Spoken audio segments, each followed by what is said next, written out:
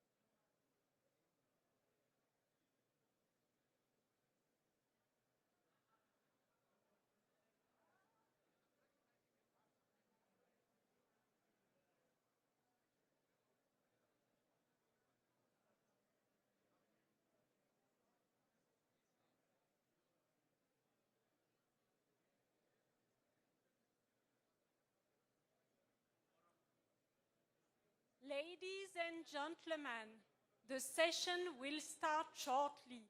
Please take a seat. Thank you.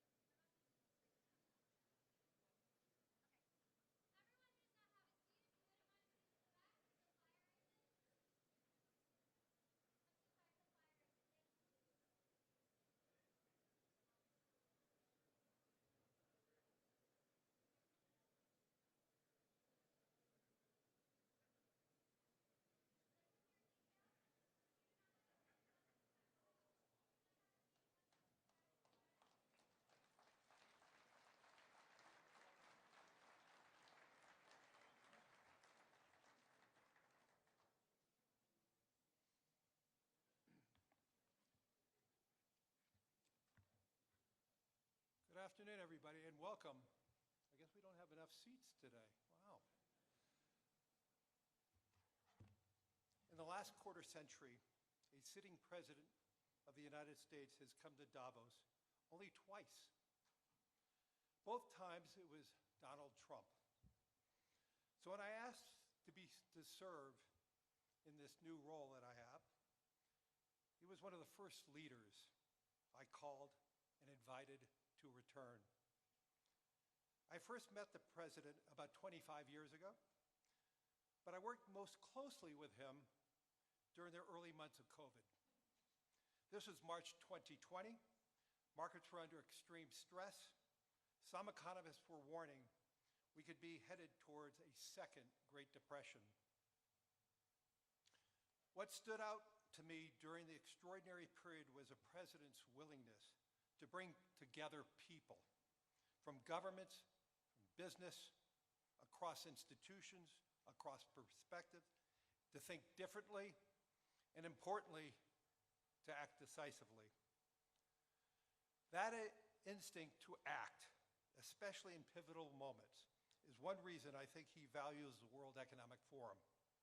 It is a unique institution that brings together the largest combination of government officials, business leaders, technology leaders, civil society and NGO leaders, anywhere in the world for a genuine dialogue, and particularly, importantly, this year. Thankfully, this group is meeting under better economic circumstances than during the pandemic, but once again, we're facing very serious different economic conditions around the world. One of the central challenges that is impacting me is how capitalism can benefit more, and how can we broaden our global economy for greater and greater participation. That is a question where the president has shown real leadership through investing in infrastructure, reducing barriers to growth, and initiatives like the Trump account, designed to give more Americans a direct stake in the growth of the U.S. economy. As he enters the second year of his second term, we are interested in hearing his plans for 2026 and beyond, and will no doubt create more and more conversation. And that's what the forum is about, a serious conversation in the spirit of dialogue. Discussions where the world is headed, where are we going, and these discussions would be incomplete without the President of the United States, the most important leader in the world. We appreciate him here, so let me introduce and welcome back to Davos the President of the United States, Donald J. Trump.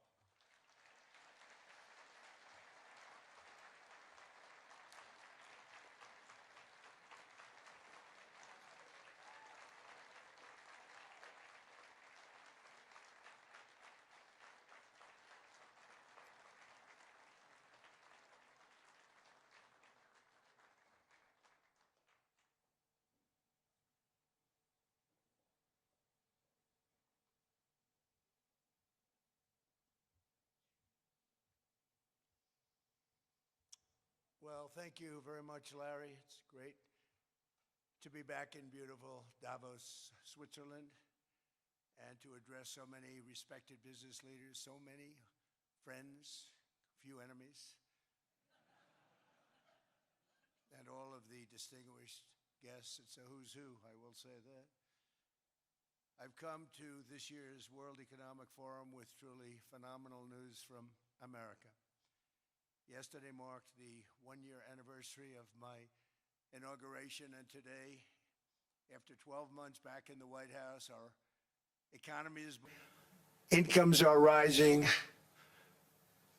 Inflation has been defeated. Our previously open and dangerous border is closed and virtually impenetrable. And the United States is in the midst of the fastest and most dramatic economic turnaround in our country's history. Under the Biden administration, America was plagued by the nightmare of stagflation, meaning low growth, and high inflation, a recipe for misery, failure, and decline.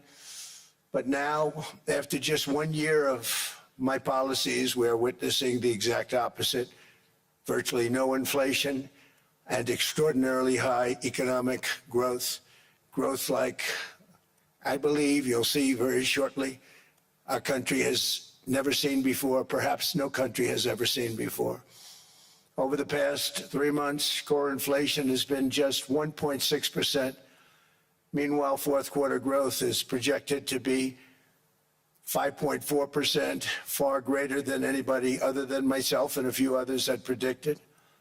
Since the election, the stock market has set 52 all-time high records.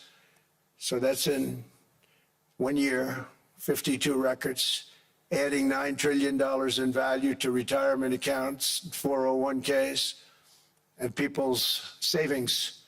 People are doing very well. They're very happy with me.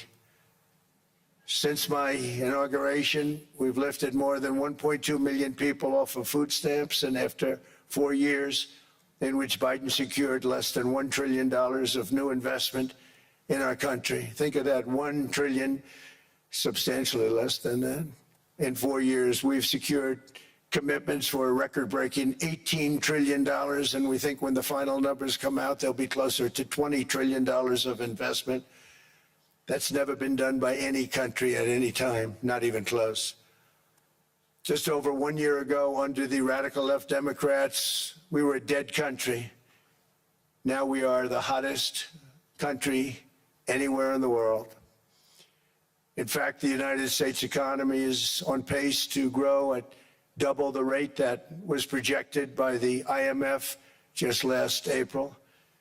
And with my growth and tariff policies, it should be much higher. I really believe we can be much higher than that. And this is all great news, and it's great for all nations. The USA is the economic engine on the planet, and when America booms, the entire world booms. It's been the history. When it goes bad, it goes bad. You all follow us down, and you follow us up, and we're at a point that I don't believe we've ever been. I never thought we could do it this quickly. My biggest surprise is I thought it would take more than a year, maybe like a year and 1 month. But it's happened very quickly. This afternoon, I want to discuss how we have achieved this economic miracle, how we intend to raise living standards for our citizens to levels never seen before, and perhaps how you too and the places where you come from can do much better by following what we're doing, because certain places in Europe are not even recognizable, frankly, anymore. They're not recognizable. And we can argue about it, but there's no argument. Friends come back from different places. I don't want to insult anybody, and say, I don't recognize it. And that's not in a positive way, it's in a very negative way.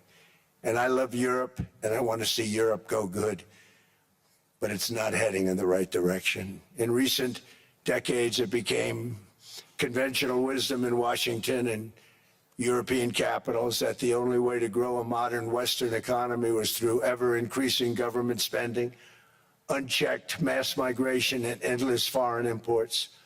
The consensus was that so-called dirty jobs and heavy industry should be sent elsewhere, that affordable energy should be replaced by the Green New Scam, and that countries could be propped up by importing new and entirely different populations from faraway lands. This was the path that Sleepy Joe Biden administration and many other Western governments very foolishly followed, turning their backs on everything that makes nations rich and powerful and strong. And there's so much potential in so many nations.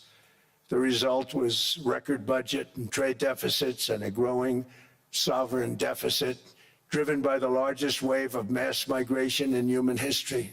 We've never seen anything like it. Quite frankly, many parts of our world are being destroyed before our very eyes, and the leaders don't even understand what's happening. And the ones that do understand aren't doing anything about it. Virtually all of the so-called experts predicted my plans to end this failed model would trigger a global recession and runaway inflation. But we have proven them wrong. It's actually just the opposite. In 1 year, our agenda has produced a transformation like America has not seen in over 100 years. Instead of closing down energy plants, we're opening them up. Instead of building ineffective, money-losing windmills, we're taking them down and not approving any. Instead of empowering bureaucrats, we're firing them, and they're going out and getting jobs in the private sector for 2 and 3 times what they were making in government. So they started off hating me when we fired them, and now they love me. Instead of raising taxes on domestic producers, we're lowering them and raising tariffs on foreign nations to pay for the damage that they've caused. In 12 months, we have removed over 270,000 bureaucrats from the federal payrolls, the largest single-year reduction in government employment since the end of World War II. Nobody thought that was coming, but we had no choice. To make a country great, you can't have all federal jobs. We've cut federal spending by $100 billion and slashed the federal budget deficit by 27% in the single year. It's going to go down quite a bit more from that, driving inflation way down from the record highs of the Biden administration. Every month, they went up and up and up. I promised to cut 10 old regulations for every single new regulation, but instead I've cut, actually, till this point, 129 regulations for every 1 new regulation approved. So every time they come in with a new regulation, we do at least 10, but so far it's averaging out to 129, if you can believe it. In July, we passed the largest tax cuts in American history, including no tax on tips, no tax on overtime, no tax on Social Security for our great seniors. We also provided 100% expensing, that's the one they like, and bonus depreciation for all new equipment and capital investments to help companies expand and shift production to America. They are so in love with it. They build a plant, they're able to deduct it immediately, the whole thing, rather than waiting 38 to 41 years in the old days. This is a miracle taking place. Nobody thought it would ever be done by any country, but it's done by us. It was what made my first term the most successful 4-year term that we've ever had from a financial standpoint. And now we've upped it. This is a 10-year program, not a 1-year program. But you're allowed to deduct everything in 1 year. It used to be 38 to 41 years. With tariffs, we've radically reduced our ballooning trade deficit, which was the largest in world history. We were losing more than $1 trillion every single year, and it was just wasted. It was going to waste.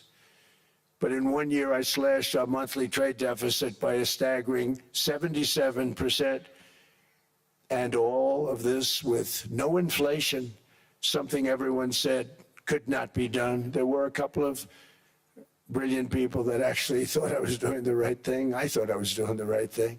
Now they all think I'm doing the right thing because they can't believe the numbers. American exports are now up by more than $150 billion. Domestic steel production is up by 300,000 tons a month, and it's doubling over the next 4 months. It's doubling and tripling, and we have steel plants being built all over the country. Nobody thought they'd see that.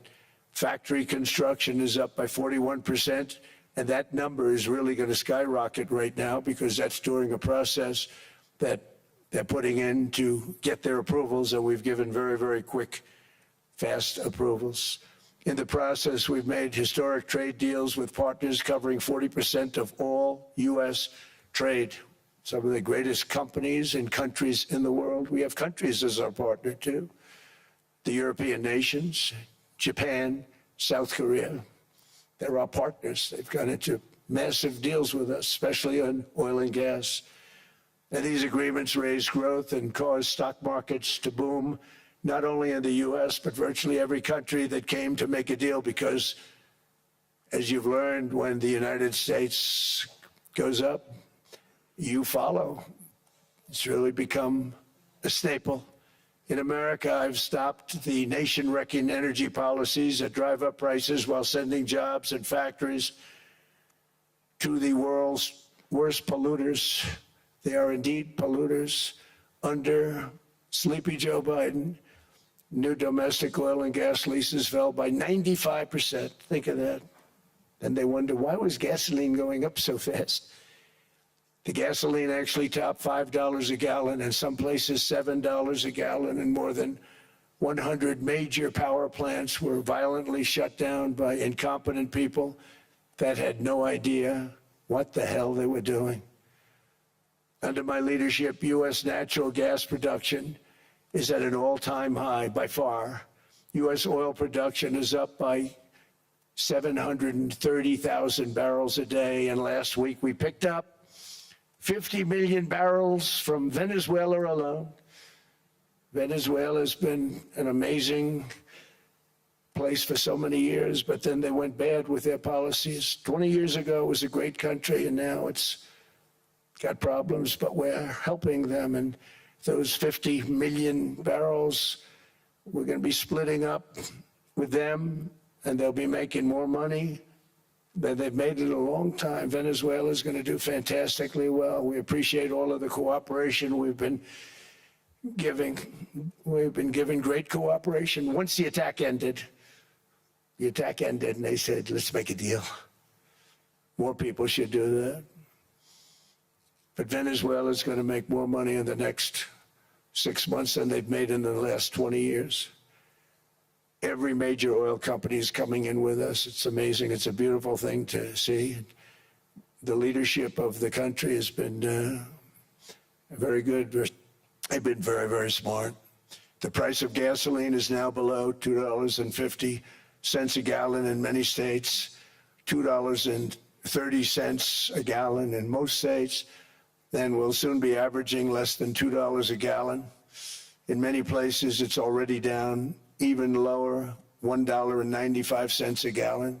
Numerous states are at $1.99, numbers that nobody has heard for years. Actually, since my last administration, we got it down to around those numbers.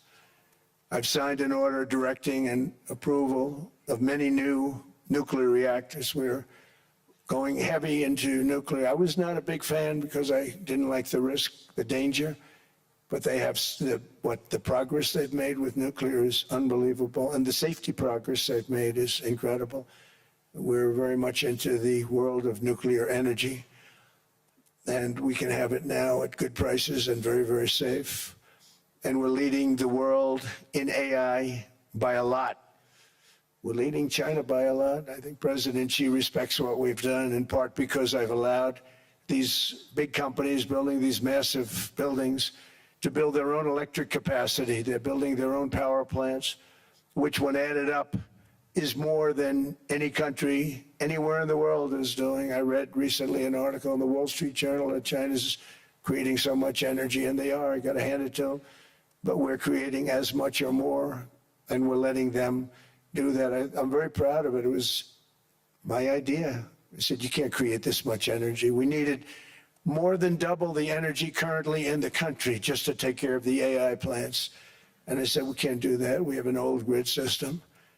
And I came up with the idea, you people are brilliant. You have a lot of money. Let's see what you can do. You can build your own electric generating plants. And they looked at me. They didn't believe me. All of the names that are, I think, in the room right now, if you want to know the truth, they didn't believe it.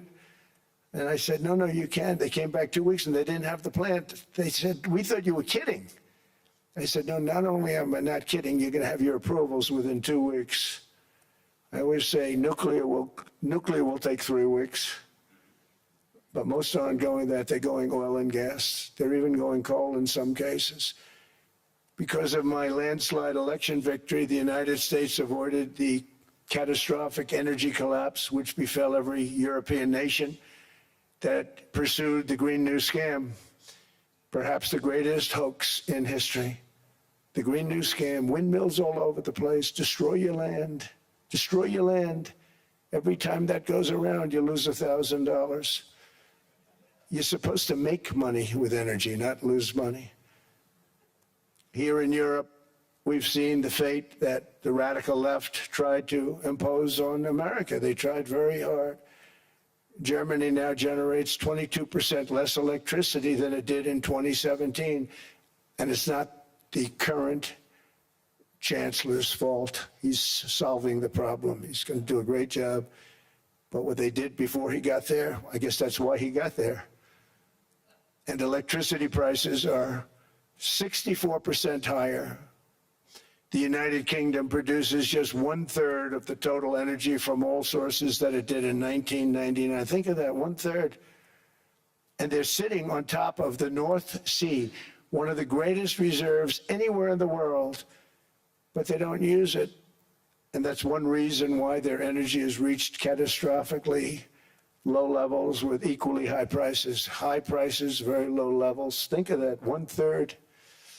And you're sitting on top of the North Sea, and they like to say, well, you know, that's depleted. It's not depleted. It's got 500 years. They haven't even found the oil. The North Sea is incredible. They don't let anybody drill. Environmentally, they don't let them drill. They make it impossible for the oil companies to go. They take 92% of the revenues. So the oil companies say, we can't do it.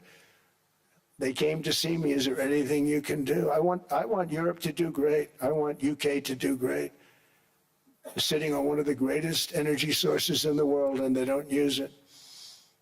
In fact, their electricity prices have soared 139%. There are windmills all over Europe. There are windmills all over the place, and they are losers.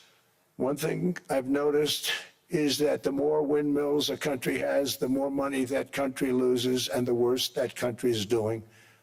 China makes almost all of the windmills, and yet I haven't been able to find any wind farms in China. Did you ever think of that? It's a good way of looking at it. They're smart. China's very smart. They make them, they sell them for a fortune.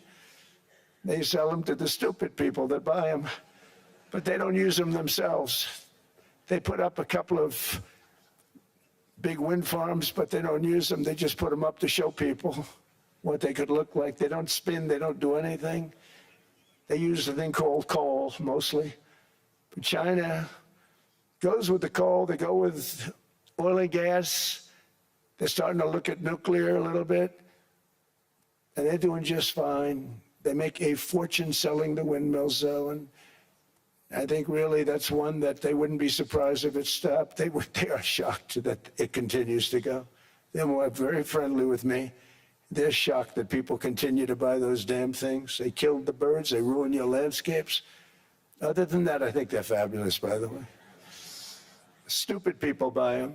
The consequences of such destructive policies have been stark, including lower economic growth, lower standards of living, lower birth rates, more socially disruptive migration, more vulnerability to hostile foreign adversaries, and much, much smaller militaries. The United States cares greatly about the people of Europe. We really do. I mean, look, I am derived from Europe. Scotland and Germany, 100% Scotland, my mother, 100% German, my father. And we believe deeply in the bonds we share with Europe as a civilization. I want to see it do great. That's why issues like energy, trade, immigration, and economic growth must be central concerns to anyone who wants to see a strong and united West, because Europe and those countries have to do their thing. They have to get out of the culture that they've created over the last 10 years. It's horrible what they're doing to themselves. They're destroying themselves. These beautiful, beautiful places. We want strong allies, not seriously weakened ones. We want Europe to be strong. Ultimately, these are matters of national security, and perhaps no current issue makes the situation more clear than what's currently going on with Greenland. Would you like me to say a few words of Greenland?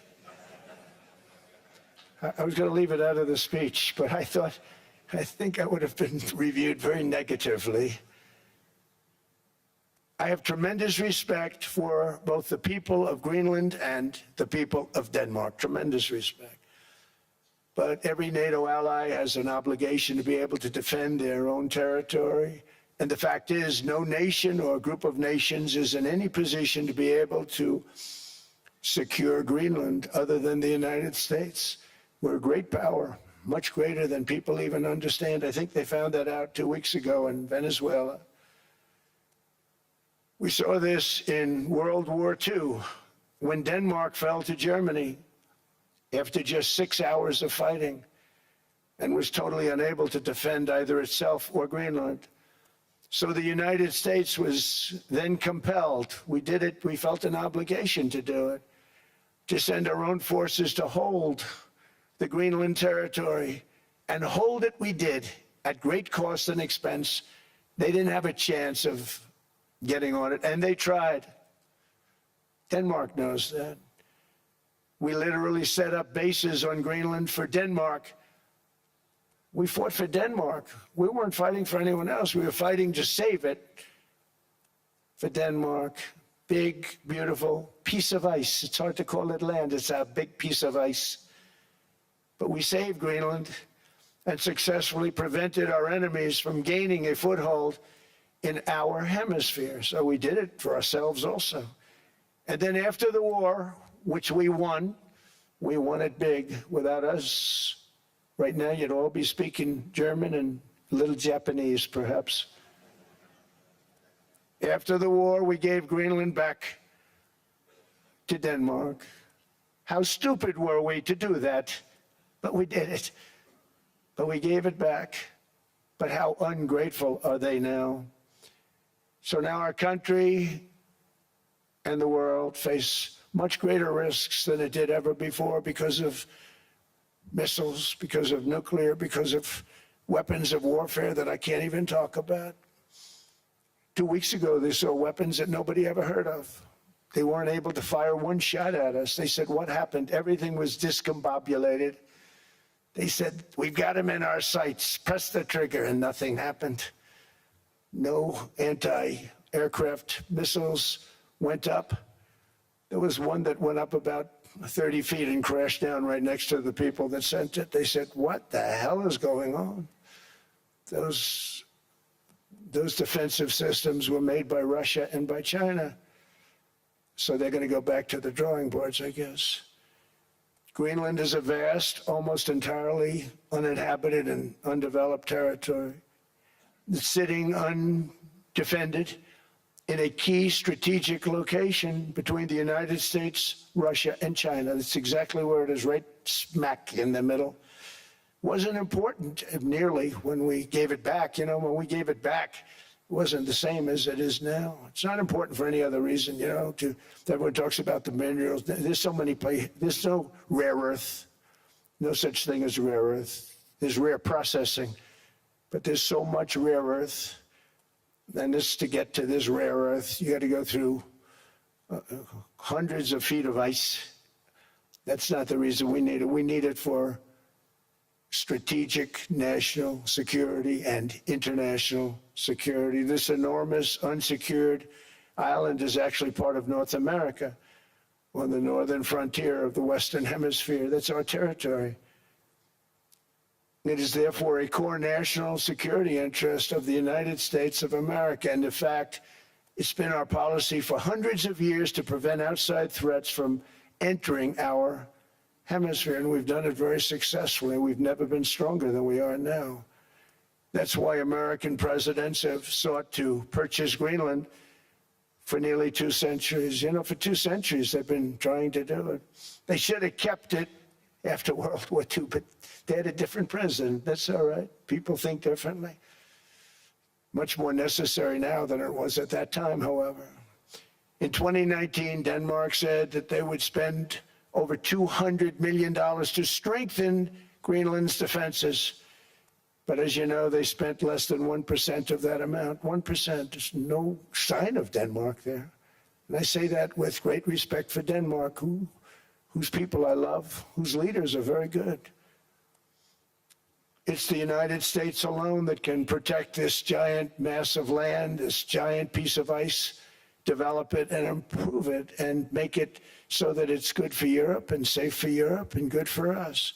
And that's the reason I'm seeking immediate negotiations to once again discuss the acquisition of Greenland by the United States, just as we have acquired many other territories throughout our history, as many of the European nations have. They've acquired, there's nothing wrong with it. Many of them, some went in reverse, actually, if you look. Some had great vast wealth, great vast lands all over the world. They went in reverse. They're stuck back where they started. That happens too. But some grow. But this would not be a threat to NATO. This would greatly enhance the security of the entire alliance, the NATO alliance. The United States is treated very unfairly by NATO. I want to tell you that. And when you think about it, nobody can dispute it. We give so much and we get so little in return. And I've been a critic of NATO for many years. And yet I've done more to help NATO than any other president by far, than any other person. You wouldn't have NATO if I didn't get involved in my first term. The war with Ukraine is an example. We are thousands of miles away, separated by a giant ocean. It's a war that should have never started, and it wouldn't have started if the 2020 U.S. presidential election weren't rigged. It was a rigged election. Everybody now knows that. They found out. People will soon be prosecuted for what they did. It's probably breaking news, but it should be. It was a rigged election. You can't have rigged elections. You need strong borders, strong elections, and ideally a good press. I always say it. Strong borders, strong elections, free, fair elections, and a fair media. The media is terrible. It's very crooked. It's very biased, terrible. But someday it'll straighten out because it's losing all credibility. Think of it, when I went in a landslide, a giant landslide, won all 7 swing states, won the popular vote, won everything, and I only get negative press. That means that it has no credibility. And if they're going to get credibility, they're going to have to be fair. So you need a fair press. But you also need those other elements. And I inherited a terrible, terrible situation. If you look, the border was open, the inflation was raging, everything was bad with the United States when I came into office. But I also inherited a mess with Ukraine and Russia, something that would have never happened. And I know Putin very well. He and I would discuss Ukraine. It was the apple of his eye, but he wasn't going to do anything. I said, Vladimir, you're not doing it. He would never have done it. It was terrible what happened. I could see it happening, too. After I left, I could see it happening.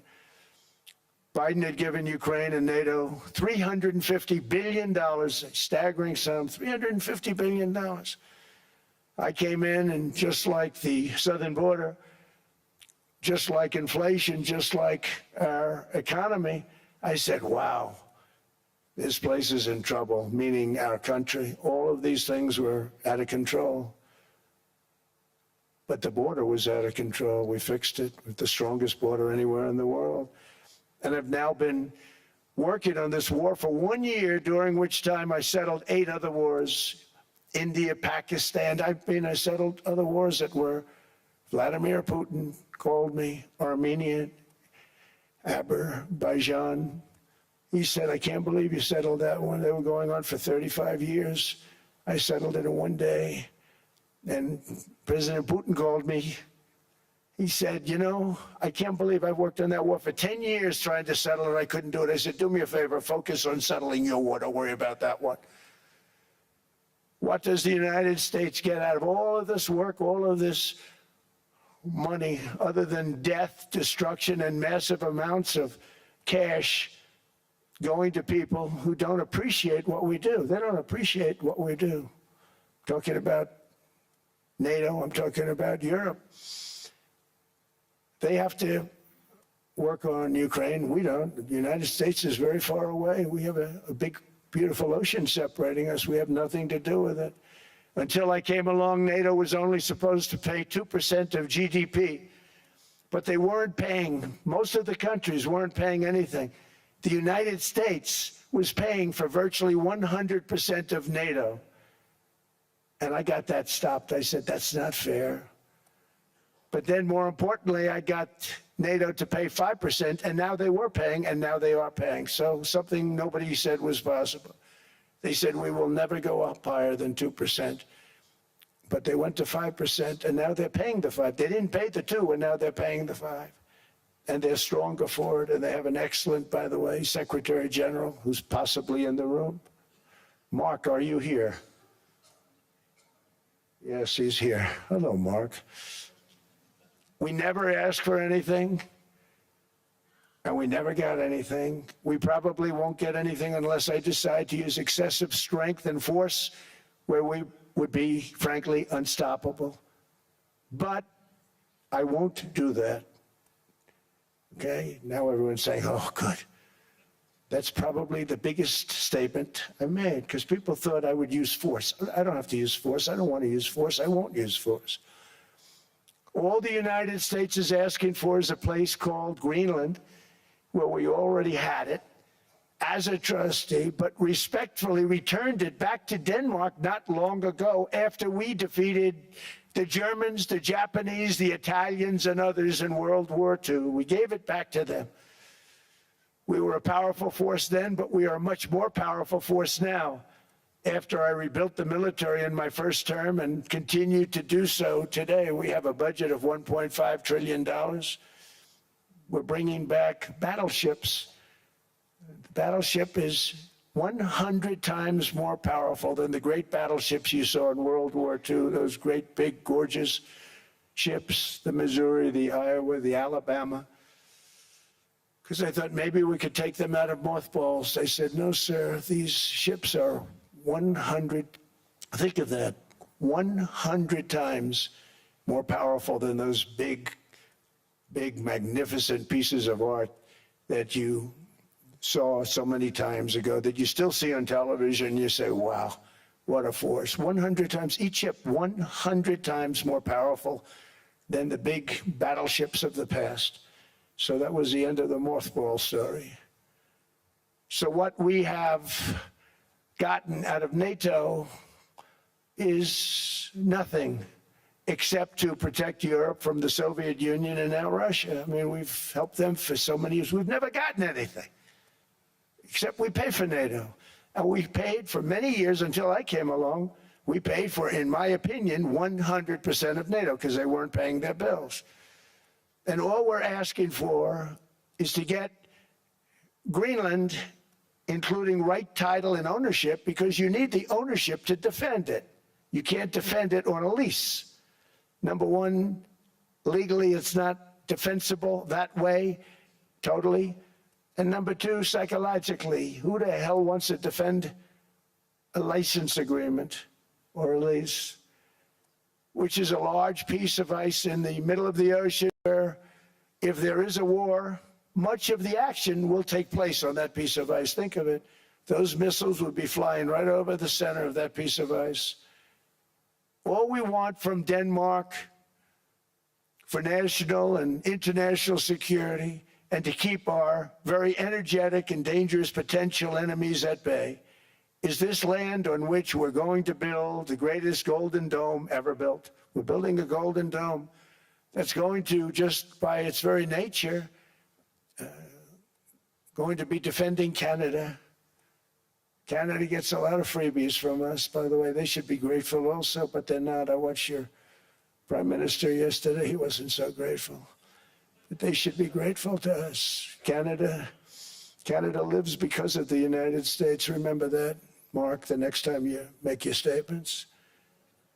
What we did for Israel was amazing, but that's nothing compared to what we have planned for the United States, Canada, and the rest of the world. We are going to build a dome like no other. We did it for Israel. And by the way, I told Bibi, stop taking credit for the dome. That's our technology. That's our stuff. But they had a lot of courage, and they were good fighters, and they did a good job, and we wiped out the Iran nuclear threat like nobody can believe. Nobody's ever seen anything like it. That, Venezuela, taking down Soleimani, wiping out al-Baghdadi when he tried to reinstitute ISIS. We did a lot. I did a lot of big things.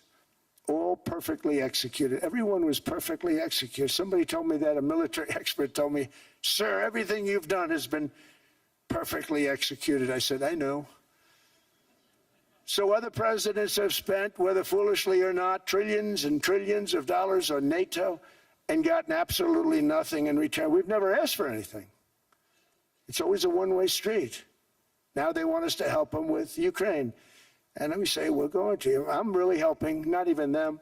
I want to see, last week, if you saw, it was 10,000 soldiers, but last month it was 31,000 soldiers died. 31,000. That's this room times, the number of people in this room times 30. Think of it. 30,000 soldiers died in 1 month. The month before it was 27,000. The month before that it was 28,000. The month before that it was 25,000. It's a bloodbath over there. And that's what I want to stop. It doesn't help the United States, but these are souls. These are young people. Look like you, look like some of you right in the front row. They go to war. Their parents are so proud. Oh, there he goes, comes back. 2 weeks later, they get a call, your son's head's been blown off. I want to stop it. It's a horrible war. It's the worst since World War II. They keep going, they'll exceed World War II. The numbers are staggering, how many people they've lost. They don't want to talk about it. Ukraine and Russia lost just tremendous amounts. And I'm dealing with President Putin, and he wants to make a deal, I believe. I'm dealing with President Zelensky, and I think he wants to make a deal. I'm meeting him today. He might be in the audience right now. But they got to get that war stopped because too many people are dying, needlessly dying. Too many souls are being lost. It's the only reason I'm interested in doing it. But in doing it, I'm helping Europe, I'm helping NATO, and I've until the last few days when I told them about Iceland, they loved me. They called me daddy, right, last time. A very smart man said, he's our daddy. He's running it. I was like running it. I went from running it to being a terrible human being. But now what I'm asking for is a piece of ice, cold and poorly located, that can play a vital role in world peace and world protection. It's a very small ask compared to what we have given them for many, many decades. But the problem with NATO is that we'll be there for them 100%. But I'm not sure that they'd be there for us. If we gave them the call, gentlemen, we are being attacked. We're under attack by such and such a nation. I know them all very well. I'm not sure that they'd be there. I know we'd be there for them. I don't know that they'd be there for us. So with all of the money we expend, with all of the blood, sweat, and tears, I don't know that they'd be there for us. They're not there for us on Iceland, that I can tell you. I mean, our stock market took the first dip yesterday because of Iceland. So Iceland's already cost us a lot of money. But that dip is peanuts compared to what it's gone up. And we have an unbelievable future in that stock. That stock market is going to be doubled. We're going to hit 50,000, and that stock market's going to double in a relatively short period of time because of everything that's happening. But this is a good example. After giving NATO and European nations trillions and trillions of dollars in defense, they buy our weapons. We make the greatest weapons in the world, but now we're going to make them faster, much faster. You saw that. I put a cap on the salaries, and I put no buybacks, no stock buybacks, no various other things that they were doing. I mean, they were making $50 million, but it would take them 3 years to give you a Patriot missile. I said, that's not good. My chauffeur can do a better job than that, and he makes slightly less than 50. They make big salaries. If they're going to make those big salaries, they're going to have to produce a lot faster. The good news is we have the greatest equipment in the world. Now we're going to start making it a lot faster. They're going to build additional plants. And all of the money that goes into stock buybacks is going to go into building plants. We're not allowing stock buybacks by defense companies any longer. They're going to build new plants to make Tomahawks, Patriots. We have the best equipment, F-35s. F-47, the new one just coming out. They say it's the most devastating plane, fighter jet ever. Who knows? They called it 47. If I don't like it, I'm going to take the 47 off it. I wonder why they called it 47. We'll have to think about that. But if I don't like it, I'm going to take that 47 off. But it's supposed to be the Stage 6. It's supposed to be the first Stage 6 plane, undetectable, like our B-2 bombers were undetectable. They flew right over Iran. They were undetectable. And they did their job, and they got the hell out of there. So we want a piece of ice for world protection, and they won't give it. We've never asked for anything else, and we could have kept that piece of land, and we didn't. So they have a choice. You can say yes, and we will be very appreciative, or you can say no, and we will remember. A strong and secure America means a strong NATO, and that's one reason why I'm working every day to ensure our military is very powerful, our borders are very strong, and above all, our economy is strong because national security requires economic security and economic prosperity, and we have the greatest that we've ever had.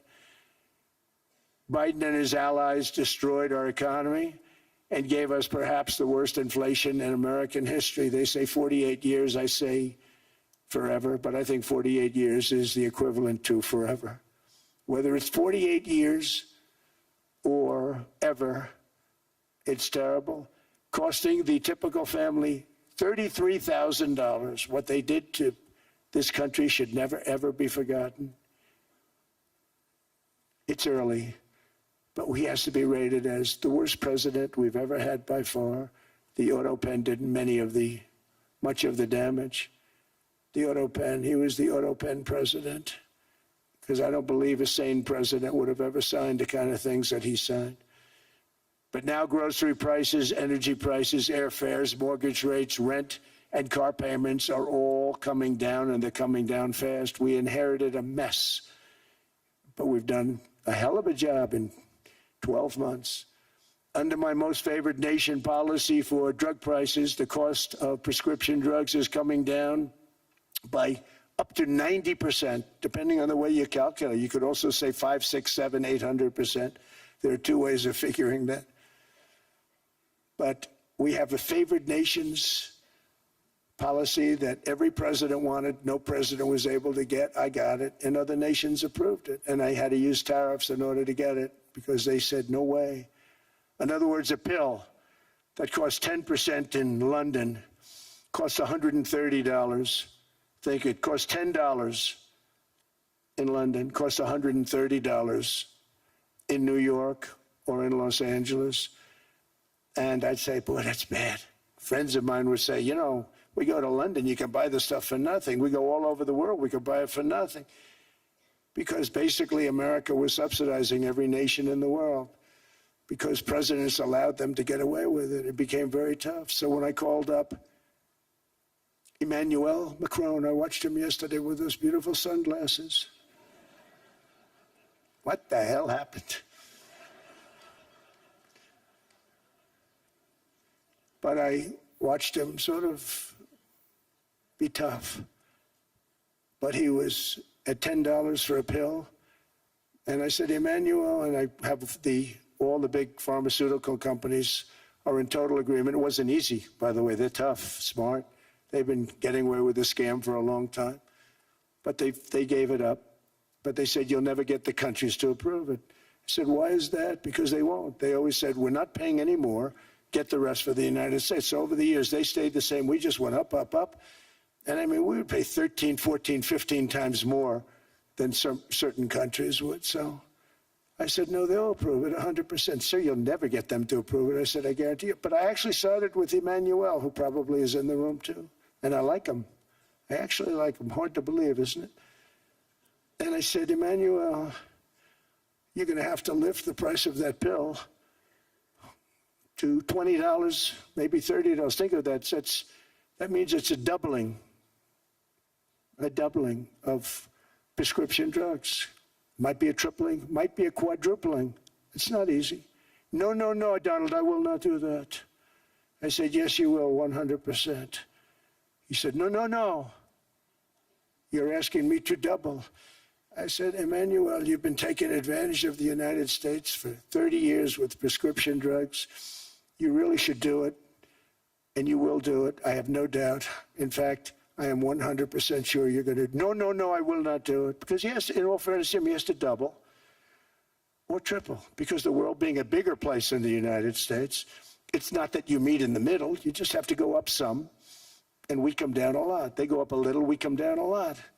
So we're at $130, they're at 10. So they may have to go to 20 or 30. No more than that. I said, Emmanuel, you're going to be doubling or tripling? No, no, no. He said, here's the story, Emmanuel. The answer is you're going to do it fast. And if you don't, I'm putting a 25% tariff on everything that you sell into the United States and a 100% tariff on your wines and champagnes. And that's about 10 times more than what I'm requesting. And you're going to do it. I don't want to go public with it, but you may make me do that. No, no, Donald, I will do it. I will do it. It took me, on average, 3 minutes a country, saying the same thing. You will do it. They all said, no, no, no, I will not do it. You're asking me to double the cost of prescription. I said, that's right, because you've been screwing us for 30 years. And they said, we will not do it. I said, that's all right. On Monday morning, we're putting a 25, 30, 50. I gave different numbers for different countries. This is also national security we're talking about. Not fair. We're not going to subsidize the whole world. And every one of those countries have agreed to do it. So one of the biggest things that I've done is the fact that we have now most favored nation. We will pay whatever the lowest price is in the entire world. So our drug prices are going to be coming down by staggering 90%. Again, you could say 1,000%, 2,000%.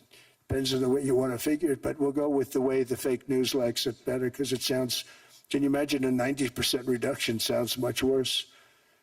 But drug prices are going to be coming down tremendously in all the nations, and I appreciate them doing it, but they did it. In all fairness, without tariffs, I wouldn't have been able to get it done. After declining $3,000 under Biden, real incomes are up in the United States by $2,000, $3,000, and even $5,000 and more. Home ownership has always been a symbol of health and vigor of American society, but that goal fell out of reach for millions and millions of people in the Biden era because interest rates went up so high. Today, I'm taking action to bring back this bedrock of the American dream. In recent years, Wall Street giants and institutional investment firms, many of you are here, many of you are good friends of mine, many of you are supporters. Sorry to do this to you, I'm so sorry. But you've driven up housing prices by purchasing hundreds of thousands of single-family homes, and it's been a great investment for them. Often, as much as 10% of houses on the market. You know, the crazy thing is a person can't get depreciation on a house, but when a corporation buys it, they get depreciation. Okay, that's something we're going to have to think about, too. I don't know if too many people think about that. You buy a corporation, they buy 500 houses, they buy hundreds of thousands, they buy 500 houses, they can take depreciation.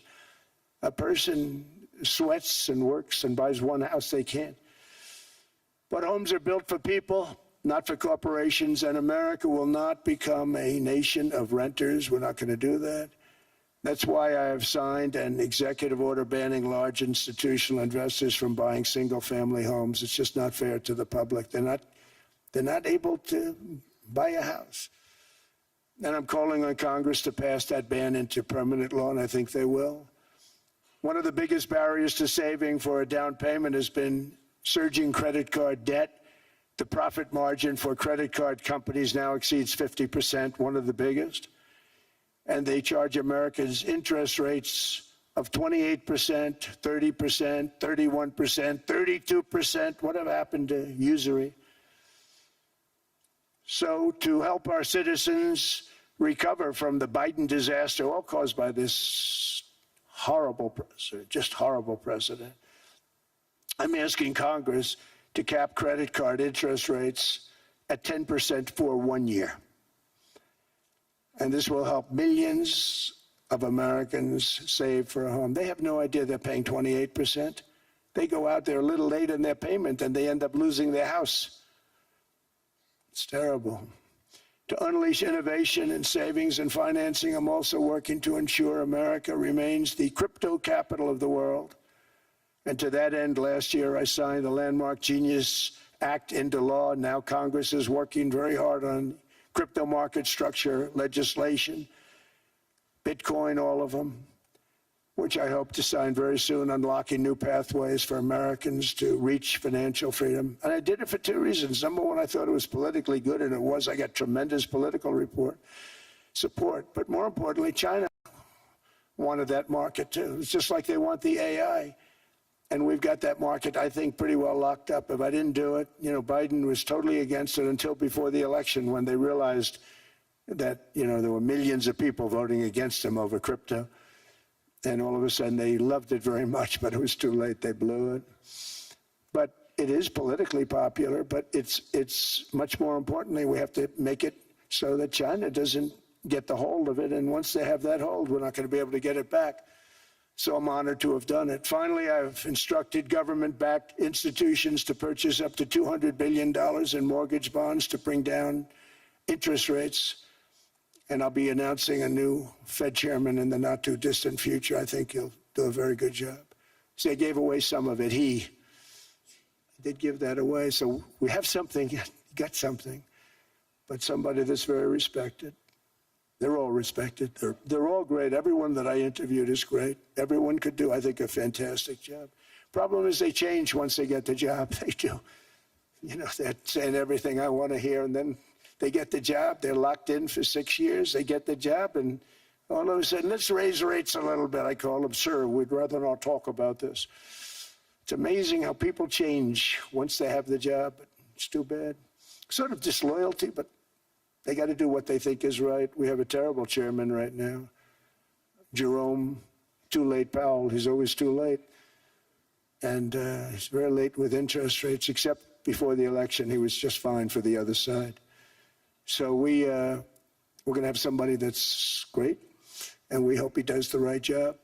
Last week, the average 30-year mortgage rate dropped below 6% for the first time in many years.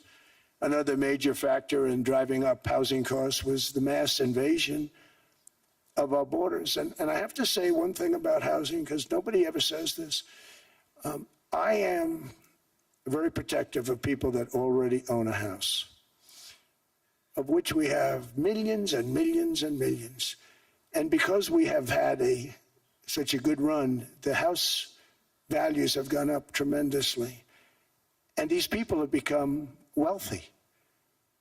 They weren't wealthy. They become wealthy because of their house. And every time you make it more and more and more affordable for somebody to buy a house cheaply, you're actually hurting the value of those houses, obviously, because the one thing works in tandem with the other. And I don't want to do anything that's going to hurt the value of people that own a house, who for the first time in their lives are walking around the streets of whatever city they're in, very proud that their house is worth $500,000, $600,000, $700,000. Now, if I want to really crush the housing market, I could do that so fast and people could buy houses, but you would destroy a lot of people that already have houses. In some cases, they've mortgaged their house, and the mortgage would be very low, and all of a sudden the mortgage without any changes becomes very high, and they end up losing the house. I'm not going to hurt, and I speak with Scott, who's doing a fantastic job, and Howard, who's doing a fantastic job, and all of my people. And I always say, look, I can crush the hell out of the market. We can drop interest rates to a level, and that's one thing we do want to do. That's natural. That's good for everybody. The dropping of the interest rates, we should be paying a much lower interest rate than we are. We should be paying the lowest interest rate of any country in the world, because without the United States, you don't have a country. I had a case with Switzerland. We happened to be in Switzerland. Maybe I'll give you a quick story.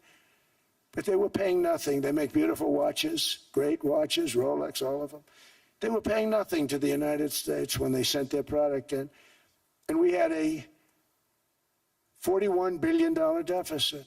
$41 billion with this beautiful place. Flew over it, isn't it nice? So I said, let's put a 30% tariff on them so that we get back some of it, not all of it at all. We still have a deficit, big deficit. We had 41 million. That's a big deficit. And I said, let's put a tariff on. Different tariffs, different places. You're all party to them.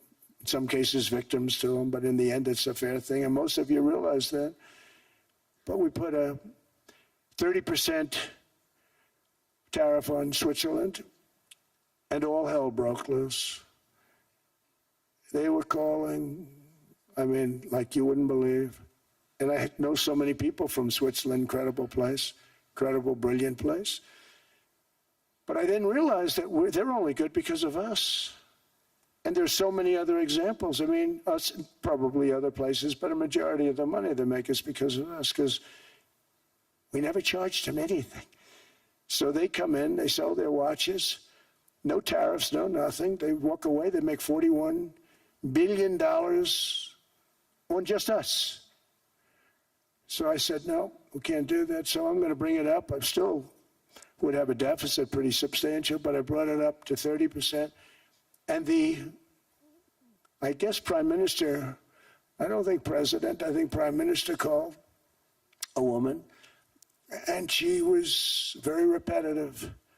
She said, no, no, no, you cannot do that, 30%. You cannot do that. We are a small, small country. I said, yeah, but you have a big, big deficit. You may be small, but you have a bigger deficit than big countries. He said, no, no, no, please, you cannot do it. Kept saying the same thing over and over. We are a small country. I said, but you're a big country in terms of, and she just rubbed me the wrong way, I'll be honest with you. And I said, all right, thank you, ma'am, appreciate it. Do not do this. Thank you very much, ma'am. And I made it 39%. And then all hell really broke out. And I was paid visits by everybody. Rolex came to see me. They all came to see me. But I realized, and I reduced it, because I don't want to hurt people. I don't want to hurt them. And we brought it down to a, lower level. Doesn't mean it's not going up, but we brought it down to a lower level. But they pay now, tariff. But I realized that we have many places like that where they're making a fortune because of the United States. Without the United States, they wouldn't be making anything. Think of it. Switzerland made $41 billion on us. And as she said, it's a small place. And I realized with that, I don't know, it was so, because she was so aggressive. And I realized in that conversation that the United States is keeping the whole world afloat. Many places, I could give you 6, 7 places just in the people in this little area. I know every one of them. They're looking down. They don't want to see me, and they don't want to stare me in the eyes. But they're taking advantage of, everybody took advantage of the United States. But I've been very fair, and I gave them a tariff, and it was fine. But I realized that without us, it's not Switzerland anymore. Without us, it's not any of the countries that are represented here. And we want to work with the countries. We want to work with them. We're not looking to destroy them. I could have said 39, 40%. I could have said I want a 70% tariff, then we make money with Switzerland. But Switzerland would have been probably destroyed, financially destroyed. I don't want to do that. But we should be paying the lowest interest rate of everybody. I hope Scott's listening to this, because we should be paying the lowest interest rate of everybody. Without us, most of the countries don't even work. And then you have the protection factor. Without our military, which is the greatest in the world by far, without our military, you have threats that you wouldn't believe. You wouldn't believe. You don't have threats because of us, and that's because of NATO. One other thing, and I have to say it so importantly, in the old days, and I used to say I'm the youngest in the room. Now I'm among the older. I hate to say it. I don't feel old, but I'm among the older. But I remember not long ago, 20, 25 years ago, when good news came out about, let's say, the United States. The United States had a great quarter. The United States had a great month. All the stocks went up. And that's the way it's supposed to be. Now when they say the United States had a record quarter, it's unbelievable how well it's doing, all the stocks crash because they say, oh no, inflation, inflation, they're going to raise interest rates. And they do. Some of these stupid people like Powell, they raise interest rates. And what they do is they stop you from being successful. It used to be when we had a great quarter, a great month, great earnings, great anything, any good news, the stock market went up. That's the way it's going to be. We got to do that again because that's the way it should be. Now when we have a great month, they want to kill it. Like we did over 5%. People were surprised. We should do 20%. We could do 25%. When we announce good numbers, and the reason is they're so petrified of inflation. And growth doesn't mean inflation. We've had tremendous growth with very low inflation. In fact, growth can fight inflation, proper growth. So we want to get back to the days when we announce great numbers because we're going to be announcing phenomenal. You know, all these factories that are being built at record, thousands of businesses are being built right now. Remember, $18 trillion is invested. I think the second number is 3. And that was China many years ago. Investments in the country from outside. 18 trillion, nobody's ever seen. And that's money coming in and building things, factories. Thousands of businesses are being built, thousands. Hundreds of big factories, car plants are moving back to the United States. They're coming in from Canada, they're coming in from Mexico, from Japan. Japan's coming in and building plants here in order to avoid tariffs. They're coming in from China. They're coming in from all over the world. We have more plants being built now, car plants, than we've ever had built, even in the heyday from the 1940s and 50s. And they're bigger. They don't use renovations anymore where they take an old plant, they rip it down, they build a brand new plant, super modern plant. But it's happening at levels that nobody's ever seen. In 2024, the U.S. built less than 2 million new homes, but Biden admitted more than 8 million new migrants. And those days are over. In 2025, for the first time in 50 years, the United States had reverse migration. Boy, that was nice. And these were criminals that were being taken out of our country because they allowed people to come into our country from jails, from gangs, drug dealers, murderers. 11,888 murderers. We've gotten most of them out.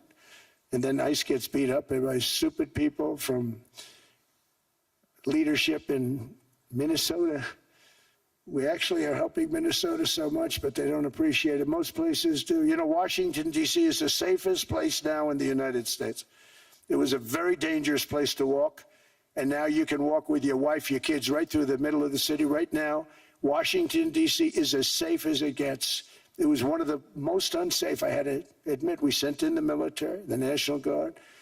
Within 2 months, it was great. Within 3 months, it's like a really great place and a safe place and a beautiful place. It's even been cleaned up. The graffiti's gone. The fences are gone. We don't have to worry about fences anymore. All of the places, the grasses are cut and replaced with new grass in many cases. It's all going to happen in the spring. But Washington and D.C. is beautiful again, and it's safe. New restaurants are opening up. They were all closing. Now you can't get into a restaurant. Restaurants in Washington, D.C. are all opening. Memphis also, Memphis, Tennessee, New Orleans, Louisiana. We're there for 3 weeks. We've cut the crime down by 64%. Within another month, we'll have virtually no crime there. We can do that all over. We're going to help the people in California. We want to have no crime. I know Gavin was here. I used to get along so great with Gavin when I was president. Gavin's a good guy. And we're going to, if he needed it, I would do it in a heartbeat. I'd love to see. We did help them a lot in Los Angeles, a lot with the early in my term when they had some problems. But we would love to do it. I will say this, if I were a Democrat governor or whatever, I would call up Trump. I'd say, come on in, make us look good. Because we're cutting crime down to nothing. And we're taking people out, career criminals, who are only going to do bad things, and we're bringing them back to their countries. But where we've done it, it's been amazing. And we have a capacity to do it at much greater levels. We're cutting illegal aliens off welfare and other government benefits, and I have directed that starting immediately, there will be no more payments to sanctuary cities because they are really just sanctuaries for criminals. They're really protecting criminals, and those are the ones we have to get out of the country: murderers, drug dealers, the mentally insane. They emptied their mental institutions into the United States. And despite that, we have the lowest crime numbers that we've ever had in the history of the country. Just came out. But equally importantly, we're cracking down on more than $19 billion in fraud that was stolen by Somalian bandits. Can you believe that Somalia, they turned out to be higher IQ than we thought?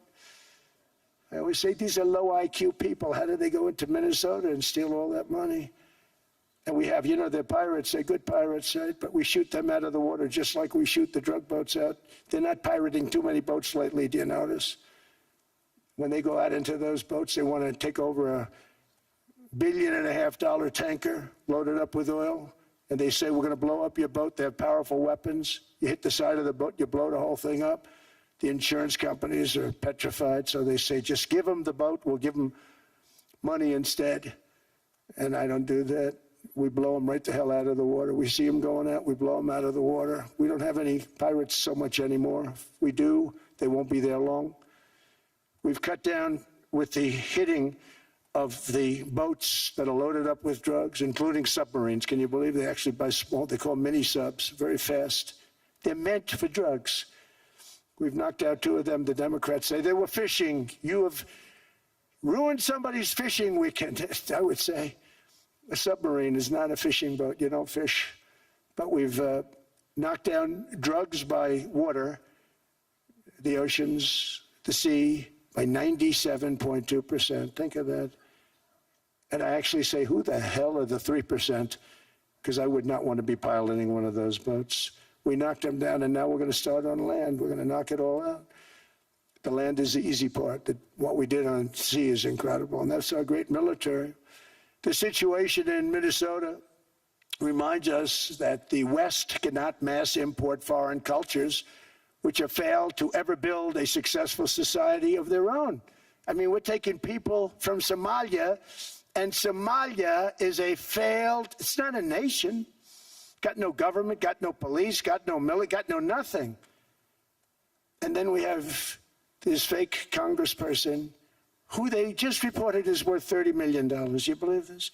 Ilhan Omar, talking about the Constitution. It provides me. She comes from a country that's not a country, and she's telling us how to run America. Not going to get away with it much longer, let me tell you. The explosion of prosperity and conclusion and progress that built the West did not come from our tax codes. It ultimately came from our very special culture. This is the precious inheritance that America and Europe have in common. We share it. We share it, but we have to keep it strong. We have to become stronger, more successful, and more prosperous than ever. We have to defend that culture and rediscover the spirit that lifted the West from the depths of the Dark Ages to the pinnacle of human achievement. We live in an incredible, changing period. It's an unbelievable time, but we have to take advantage of the time that we're in. In our hands are technologies that our ancestors could scarcely have. I mean, they couldn't have even dreamt some of the things that we see today. And so rapidly they're produced. I mean, AI, 2 years ago, nobody ever heard of the term, and now everybody's talking about it. And it can have some very good purpose. It could also have some dangerous purpose, and for that we have to watch out. But some tremendous things are happening because of it. And we're leading by so much. We're doing so well. But opportunities that are bigger and grander than ever before in human history are right before us. It is the pioneers in this room. Many of you in this room are true pioneers. You're two truly brilliant people. Just your ability to get a ticket is brilliant because you have about 50 people for every seat. I don't know what, that's Larry. Everything Larry touches turns to gold. He made this very successful. But you're in this room, And some of you are the greatest leaders anywhere in the world. You're the greatest brains anywhere in the world. And the future is unlimited, and to a large part because of you. And we have to protect you, and we have to cherish you. I always say we have to cherish our brilliant people because there aren't many of them. So together with confidence, boldness, and persistence, let us lift up our people, grow our economies, defend our shared destiny, and build a future for our citizens that is more ambitious, more exciting, more inspiring, and greater than the world has ever seen. We're in a position to do things that nobody else has ever even thought of before. And many of the people in this room are the ones that are doing it, and I want to congratulate you, and I'm with you all the way. You can do things that nobody else can even think about. So I congratulate you on your tremendous success. And the United States is back, bigger, stronger, better than ever before. And I'll see you around. Thank you all very much. Thank you very much.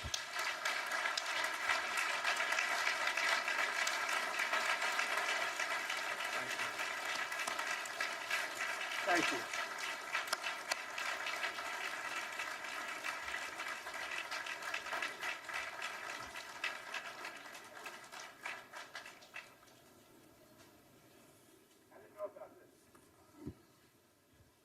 This was supposed to be a nice fire chat, Mr. President. Yes, good. You I got set up now. I did know. You made the job for the moderator really easy. Thank you, Mr. President, for your speech. I do have a few follow-up questions, if it's okay. Sure. I don't think I should start with Greenland, maybe. I'll start with the economy. The U.S. economy is doing really, really well. But how to sustain this growth moving forward? Because there's always a recession looming around the corner. Well, you know, the one thing about economies and recessions is sometimes you get hit unexpectedly and there's nothing you can do about it. All brilliant people, but there's nothing. One example was COVID. We had an economy going at levels like nobody had ever seen my first 2.5, 3 years. And then I heard the word pandemic, not COVID. They came up with that name over a period of time. We won't get into that. But I heard the word pandemic. And I had a poll come out that was so strong just prior to that, and I was with the two best pollsters, McLaughlin and Fabrizio, and they said, sir, George Washington and Abraham Lincoln, if they came back and ran as president and vice president, they couldn't beat you. And then what happened is the following day, I was told to stay tuned because there's something really bad happening in China. There are bodies laying all over Wuhan, right around that certain building that we talk about. I always said it came from Wuhan. It did come from Wuhan. And there were body bags. We saw it by satellite. And they said, there are strange things happening in China. And so it began. And we ended up with the COVID, and the whole world suffered. We did a phenomenal job. I don't think we got the credit we deserve. We did something that Operation Warp Speed, which some people say was one of the greatest military feats ever. We did a great job. Used our military, used a lot of people. But sometimes you get hit with things, nothing you can do. You get hit with things like that unexpectedly. And we got through it. And when I left, the stock market was higher than it was previous to the COVID coming up. And I called it a great achievement. But things happen. Bad things happen. The things that we can stop are wars if we're smart. That we can stop. Those are a matter of being intelligent and having intelligent people on the other side, because wars are the worst of all. Wars are worse than anything. But we can stop wars because that's sort of up to us. But things like dust flying in the air, wherever COVID comes from or whatever comes, sometimes you have to be a little bit lucky. But we are poised to have an economy like no other, not only in this country, but anywhere. And you know, when you hear the kind of numbers that I can tell you that Scott Bessent was with me the other day, and he's looking at numbers. He said, I can't. And that's all he's done his whole life, pretty much your whole life. Scott, you weren't going to be a football player, I don't think. Scott was not that great at football, but he was always good at numbers, right? And he was looking at numbers. He said, "I've never seen anything like this." We're poised to do things that no other country has ever done. And, you know, luck, I hate to say it, but we need a little luck. We don't want to get hit by something that nobody could have thought. Whoever thought we were going to hit by a pandemic? You know, when I heard the word pandemic, I said, oh, that's an ancient problem. World War I, they lost 100 million people. It actually ended World War I. A lot of people don't know. The Spanish flu in World War I ended the war because all the soldiers were sick. The soldiers were so sick on both sides, and that war was raging, and they were all dying from the Spanish flu. They were sick as dogs. They couldn't fight. So, you know, you don't know how that would have turned out. But so we do, I mean, subject to that, and I always have to put a caveat in for it, but we're poised to have the greatest growth of any large country, I think any country that there's been. When you look at what's happening in the United States, it's really amazing. Thank you. One thing that maybe keeps you up at night, I know you don't sleep that much anyway, Mr. President, is the debt. The U.S. debt is high, is now the biggest expenditure on your budget. How to get out of that impasse? Well, the big thing is growth. I mean, growth is the way. If we grow like this, we go from having a $37 trillion. We go from having high debt to low debt. But we also are cutting expenses, you know, the old-fashioned way. We have extraordinary growth. I think we're going to be growing our way out. I think we're going to be paying off debt. We're taking in tremendous money from tariffs fairly. And again, I'm using them judiciously. You know, Switzerland's a case study. I could have gotten much more. I could have asked for much more. But we're using them judiciously. But I think growth, most importantly, and then cutting costs. Now, if you take a look at Minnesota, $19 billion in fraud and other things. People going to airports, they came into the country, they don't have 10 cents, and they're leaving with hundreds of thousands of cash in their bags. When we get to that, and our DOJ, Pam, and Todd, and all the people that work over there, and all of the people that work in here, I can tell you, Scott Bessent is working on that. It's a priority, right? You have your whole team. We're in there looking for where this money is coming from, how much it is. It could be more than $19 billion. Can you believe that? That's just one state. If we were able to cut out 50% of the fraud, 50%, and we should be able to do better than that, we would have a balanced budget without having to talk about even growth. So we have a lot of options, but we're working very hard on that. That's a big deal. It's not just the protests, the fake protests done by agitators and, you know, professional insurrectionists. That's what they are. They're professional troublemakers. But we are looking very strong at the money too in Minnesota and other places. I think, Mr. President, also the $500 billion invested in artificial intelligence and the frontier technologies last year also were driving growth exponentially in the U.S. Well, AI has been a big factor. AI is massive. I mean, Mark Zuckerberg showed me a plant where he put it over a map of Manhattan, and it was basically the size of Manhattan. This is not, I said, you got to be kidding.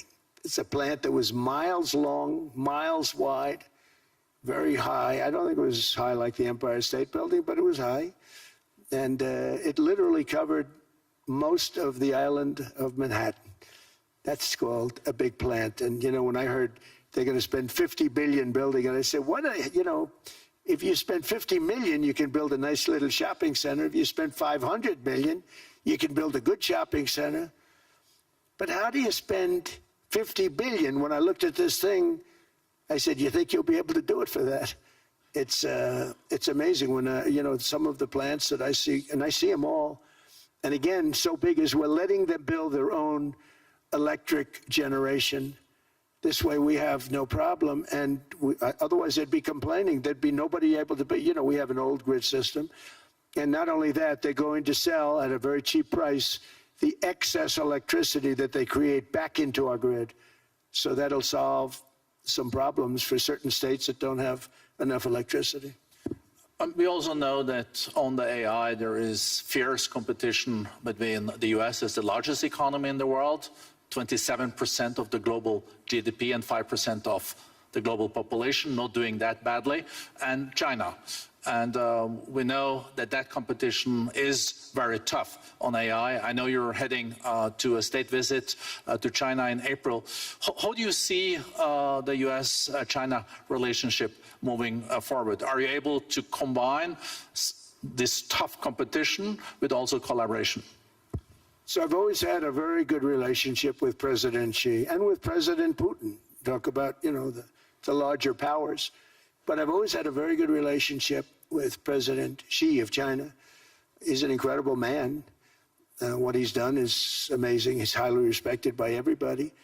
And I do now. I mean, now I have good. It was very severely interrupted by COVID. I used to call it the China virus, but he said, "Do you think you could use a different name?" And I decided to do that because why should we have a problem over that? But I would do that, and they were. You're a true diplomat, huh? I became a diplomat for the first time. Well, you know who taught me that? Marco Rubio. He said, "Let me teach you about diplomacy." Hey, any guy that gets approved by 100% of the votes, think of it, he got liberal Democrats and radical right Republicans to approve him. He's the only one. The next one was lost 45 votes, right? But he got all 100 votes voting for him. And at first I wasn't happy about it. I said, wait a minute, I don't like that. And now it turns out that the Democrats probably wish they didn't do that. And Marco has been fantastic. Marco, stand up, please. You have done a great job as Secretary of State.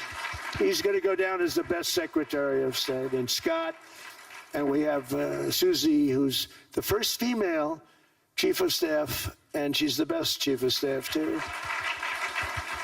And I see Howard Lutnick, who I know spoke, and Howard's fantastic. Some of the deals we're doing are great. And I want to pay particular attention because we have Chris. And Chris, you got up and spoke, I think. He's the #1 oil man in the world because I was going to put Doug Burgum, who's fantastic. I don't know if Doug's here. Is Doug here? Doug Burgum is fantastic. He said, "Sir, there's one man better than me." And he introduced me to Chris. And he turns out to be. So we're drilling more oil and gas now than we ever have by almost double. Is that right, Chris? And on top of it, we get a lot coming out of Venezuela. So anyway, so we're doing great. The country is just doing great. We have great people. Thank you. And I see other people. We have Steve Witkoff. We have Jared. I got so many people. I'm in trouble because when I go back, they're going to be people with long faces. Sir, you didn't introduce me. I got so many people. And we have a lot of the greatest people anywhere in the world. I know them all. So I won't continue because we'd be here all day. Thank you, Mr. President. We also know that you're a deal maker, and then maybe coming back to Greenland and Ukraine. What kind of deal in the end do you see between the U.S. And Denmark? Because, I guess you see it now as a negotiation going on, or? Well, it's costing Denmark hundreds of millions a year to run it. And Denmark's a small country and wonderful people. But, it's very expensive. It's a very big piece of ice. And it's very important. I mean, I don't want to repeat the speech, but it's very important that we use that for national and international security. That can create a power that will make it impossible for the bad guys to do anything against the perceived good ones. And it's a great block for Europe, just like, Denmark was supposed to spend hundreds of millions of dollars. They didn't spend the money. They didn't spend anything, almost. And we'll see what happens. I just say this. NATO has treated the United States of America very unfairly. We never asked for anything. We never got anything. We actually took care of the needs of NATO for years and years, which I felt was always unfair. So I got NATO to pay because they're rich countries. But I think it's time that NATO step up. We're helping them with Ukraine. Without us, I think Putin would have gone all the way. I think we have it. I think there could have been a World War III, if you want to know the truth. If Kamala was elected, or Joe, any one of those, those thinkers, I think you could have ended up in World War III. And I will say Steve Witkoff has been dealing incredibly with But we're not going to have World War III. We want to get it stopped, but we're not going to have World War III. I think if I wasn't elected, I think that could have evolved into World War III. It was a very, very bad situation, and it still is, but it's not that kind of bad. It's bad because so many young people are being killed. How close do you think there is on an agreement on Ukraine?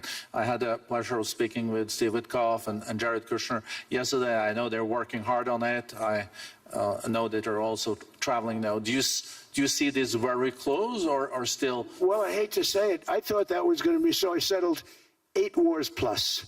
And I thought that was going to be one of my easier ones. Not the easiest. Some I settled in a matter of hours because I'm good at that stuff. You know, the United Nations should be doing this. I shouldn't be doing it, but it doesn't matter. It's got to get done, saving a lot of lives. We're saving millions of lives. With Ukraine, Russia, there's tremendous hatred between President Zelensky and President Putin. That's not good. That's not good for settlements. We know from dealing. There's abnormal hatred. With that being said, I think Russia wants to make a deal. I think Ukraine wants to make a deal. And we're going to try getting a deal done. We're getting, I think, Steve, I think I can say that we're reasonably close. And what happens is oftentimes we'll have a deal with Russia. Russia's set, and President Zelensky will not do it. You saw that when he was in the Oval Office. I was not happy. And then we'll have President Zelensky wants to make a deal, and Putin doesn't want to make the deal. It's a very difficult balance, and it's big time, and it is, you know, to use a word, it's a bloodbath. It's horrible what's happening. It's a drone war. The drones are killing, you know, thousands of people a week, thousands. We have to get it stopped. So I believe they're at a point now. I'm going to meet with President Zelensky later today. I believe they're at a point now where they can come together and get a deal done. And if they don't, they're stupid. That goes for both of them. And I know they're not stupid. But if they don't get this done, they are stupid. So I don't want to insult anyone, but you got to get this deal done. Too many people are dying. It's not worth it. President Sisi is sitting on the first row here. He spoke earlier today and also complimented you on the Gaza deal. I think there will be a signing tomorrow. Of course, there are different views on this, but how important do you think this signing is on the Board of Peace? And do you think this is going to sustain? Do you think we now will see Gaza reconstructed and the billions of US dollars invested? I do. I mean, I think we have peace in the Middle East. There are some little situations like Hamas, and Hamas has agreed to give up their weapons. Now, you know, they were born with a weapon in their hand, so it's not easy to do. When they were born with a rifle in their hand. It's not an easy thing for them, but that's what they agreed to. They've got to do it.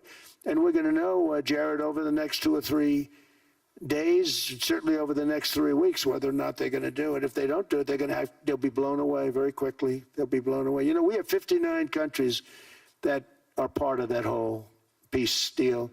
And some of those countries aren't even they're near the Middle East, but they're not in the Middle East traditionally. And they want to come in and take out Hamas. They want to come in. They want to do whatever they can. There's a problem with Hezbollah in Lebanon, and we'll see what happens there. But that's a problem. But there are these little flames, but there's peace in the Middle East. Now, had we not gone in and knocked out with those big, beautiful, we just ordered 25 brand new ones, the latest and the greatest, the B-2 bomber. Think of them, they went in there at 2 o'clock in the morning with no moon, no light, no nothing, and every single one of those massive bombs hit its target, 100,000-pound bombs hit its target, every one of them. And then on top of it, from a submarine 300 miles away, we hit the sites with tomahawks, which is an unbelievable weapon. So, you know, we did our job. If we didn't do that, you would have never had peace in the Middle East. And the countries like Saudi Arabia, UAE, and Qatar could never have, and others could never have signed anything because you would have had this dark cloud, and the dark cloud was Iran with nuclear. Iran would, if we didn't take them out, they would have had a nuclear weapon within 2 months. They were very close to having the nuclear weapon, and we hit them hard. And it was a total obliteration. If they may try again, but they're going to have to try from a different area because that area was obliterated. Incredible thing we did.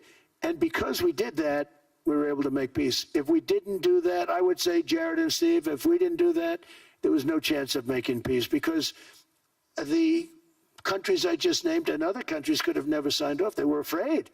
They were afraid.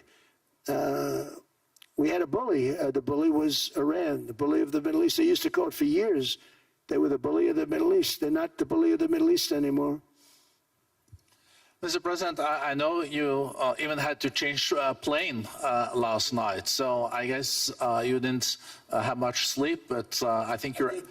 but your energy is still there. I know you have several bilateral meetings. I know you're also hosting a reception. So thank you so much for coming back to Davos. Thank you so much. It's highly appreciated. Well, thank you very much. Thank you, everybody, very much. Thank you. Thank you.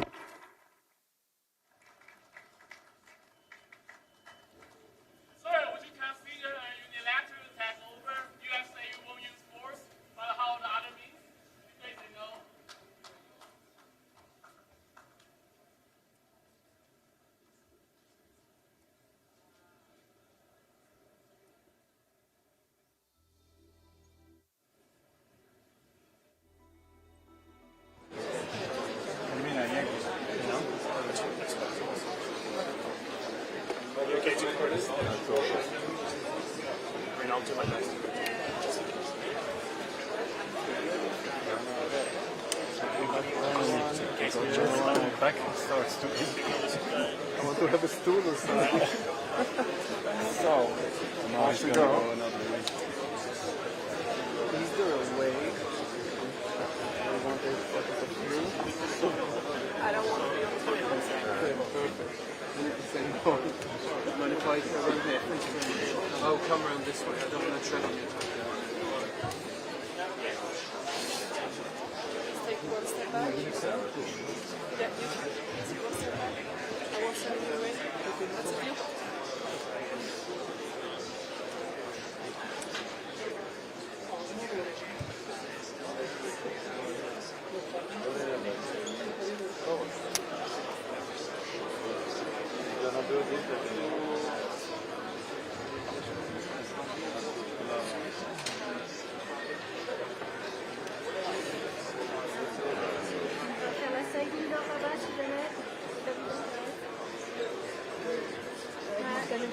Sliding door, if you're interested. Il va passer ici, mais après, pardon? Il va plus vite là, nous ici, on a les entrées la semaine.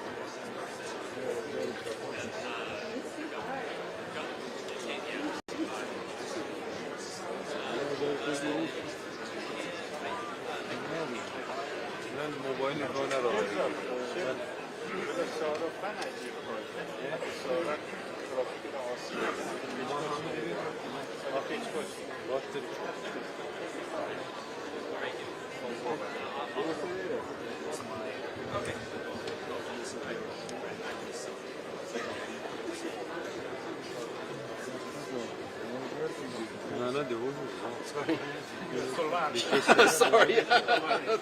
I'll try and make room for you, I'm sorry. I know. That's what she hates being so too. All the people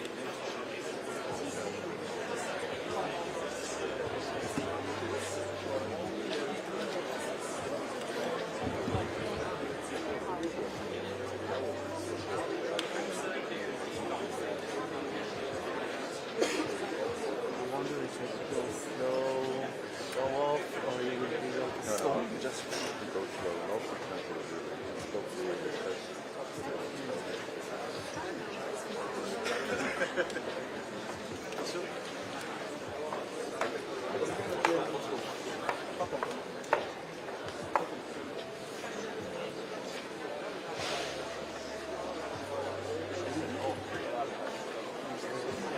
President! Mr. President!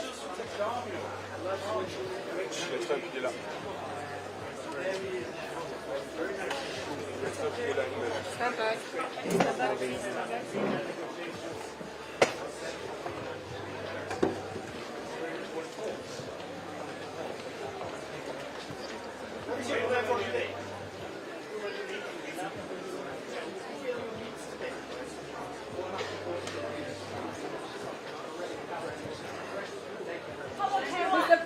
Mr. President here, President. President, are you willing to fight?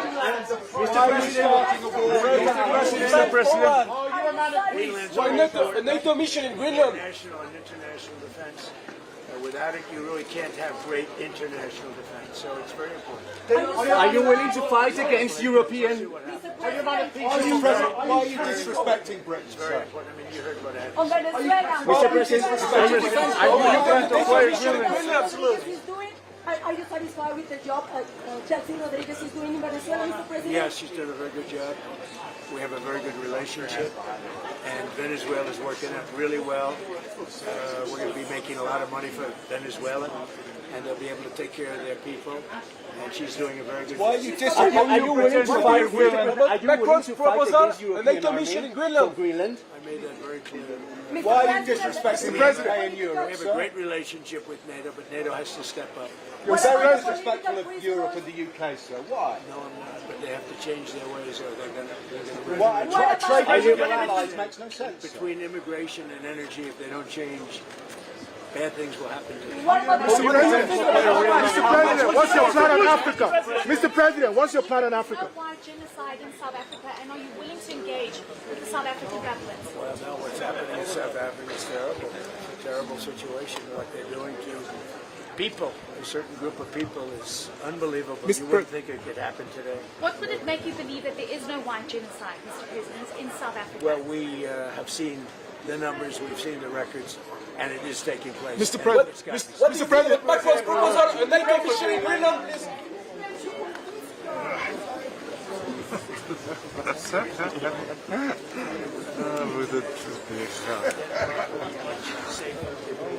What we have to do with the Golden Dome, if they don't do it, we'll never have international security.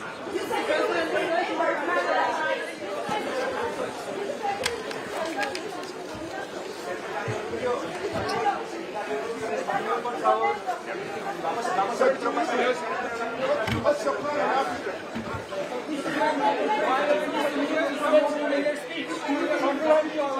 And he promised not to impose any new tariffs and switch.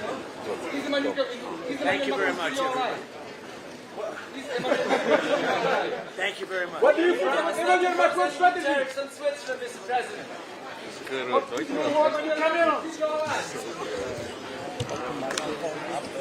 you like Canada?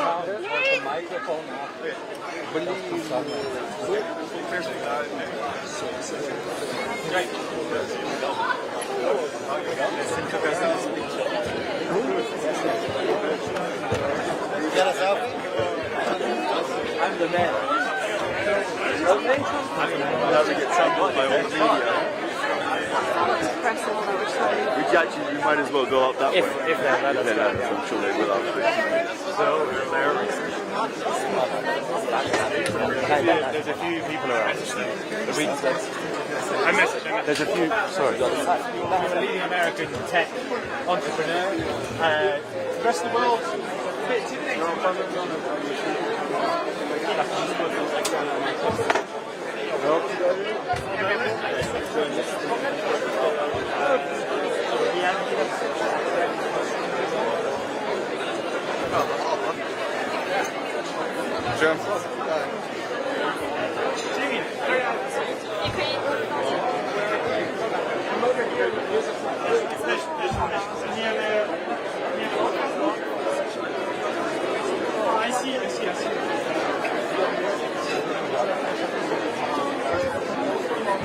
Oh, there you are. So I saw Lagarde, I saw Jensen Wong, I saw Davos from France. I talked to my head of state who I didn't recognize, but I think he's from India, or not India, but maybe Pakistan.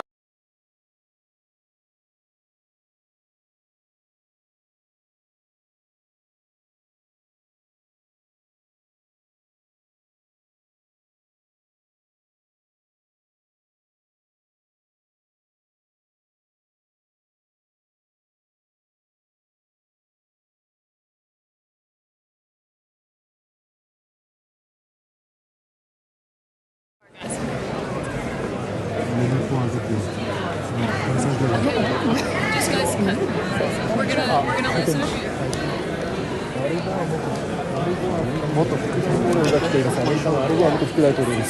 Yeah, well, thank you so much for standing, obviously, outside the room. And I would love to know what you thought of the president's speech, given you are obviously a very prominent U.S. Policymaker. And what did you make of hearing it from the U.S. perspective, given so many of the European friends that are in the room?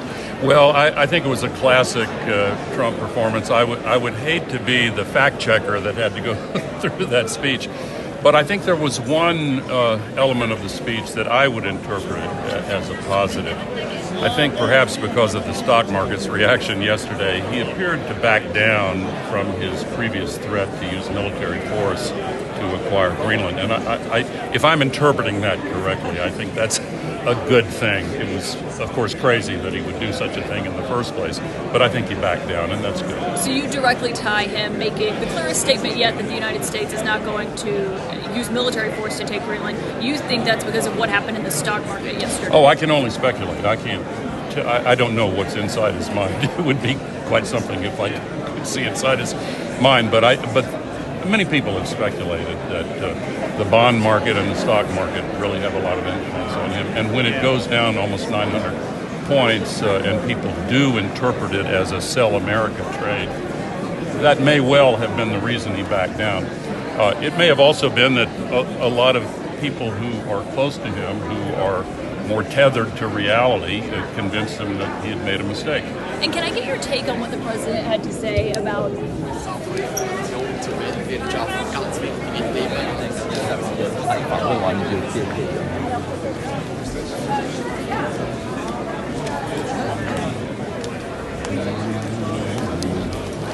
I got him. You got him? I'll go. Yes, I'll go there. Kostya. I'm here. What do you want? The Israeli president. Israeli president. Okay. You get me. Sorry, go. Oh, thank you. Sorry. He Just to knows the me. side. Just so you do look. Ideally to the left, to the left, to the left. Thank you. Thank you.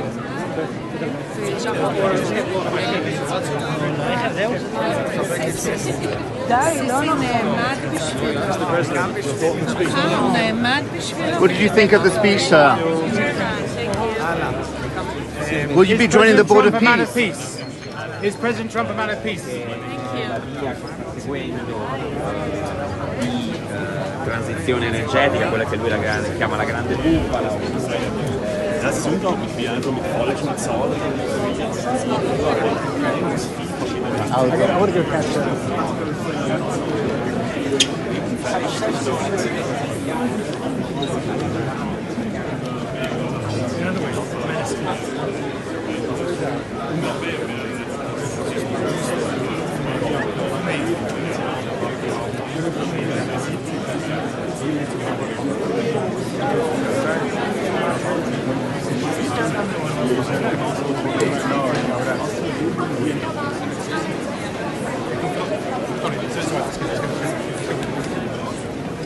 A bit of a circus?